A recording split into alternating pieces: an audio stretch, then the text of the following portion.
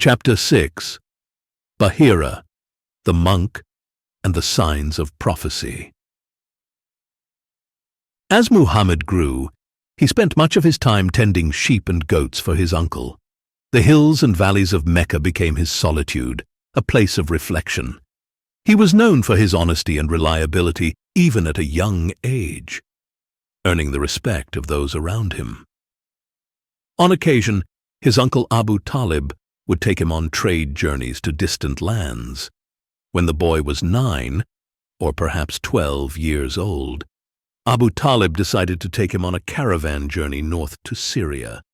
The caravan made its way to Bostra, a city near the Syrian frontier.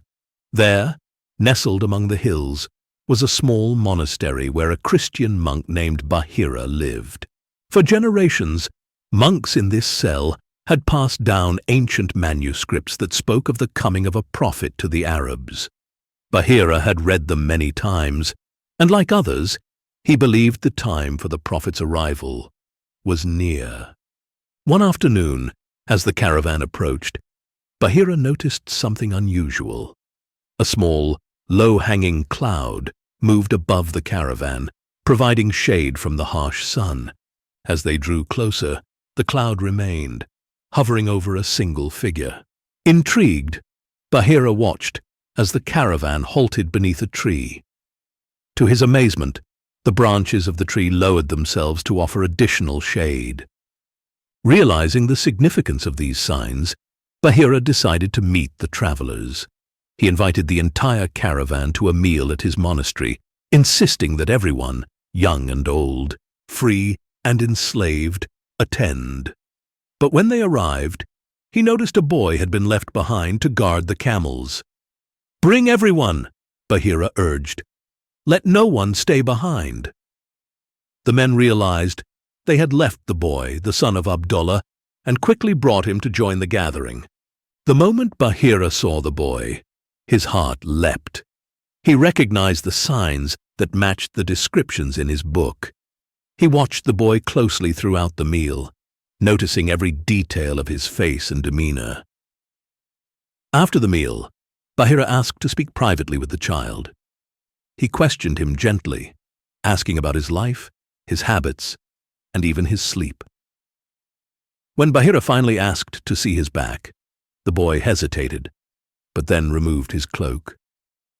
There, between his shoulders, was a small, distinct mark, the seal of prophethood, just as it had been foretold. Bahira turned to Abu Talib. "What relation is this boy to you?" he asked. "He is my son," replied Abu Talib. "No," said Bahira, "he cannot be your son. This boy's father cannot be alive." Abu Talib then explained that he was his nephew, the son of his late brother, Abdullah. "Take your nephew back to his land and guard him well," Bahira warned. "If the Jews see him and know what I know, they will do him harm. Great things are in store for this child." Moved by Bahira's words, Abu Talib thanked him and soon set off back to Mecca, keeping his nephew close. The monk's warning echoed in his mind.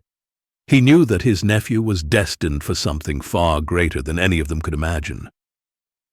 And so, the boy returned to Mecca, unaware of the prophecies that swirled around him. But Bahira's words would not be forgotten. After returning to Mecca with his uncle Abu Talib, Muhammad continued his quiet, solitary life. He developed skills in archery and was praised for his keen eyesight, traits reminiscent of his forefathers, Abraham and Ishmael. Though Quraysh were not engaged in major battles during this time, Muhammad was present in the few skirmishes that occurred and even showed promise as a bowman. During this period, he witnessed the formation of the Hilf al-Fudul, often translated as League of the Virtuous, or a pact created by Meccan leaders to uphold justice and protect the weak, regardless of tribal affiliations. It was during this event that he met the son of Abu Quhafa of Taim, a young man named Abu Bakr, who would go on to become his closest friend. Muhammad, along with his new friend, actively took part in this noble oath, despite being only young men at the time.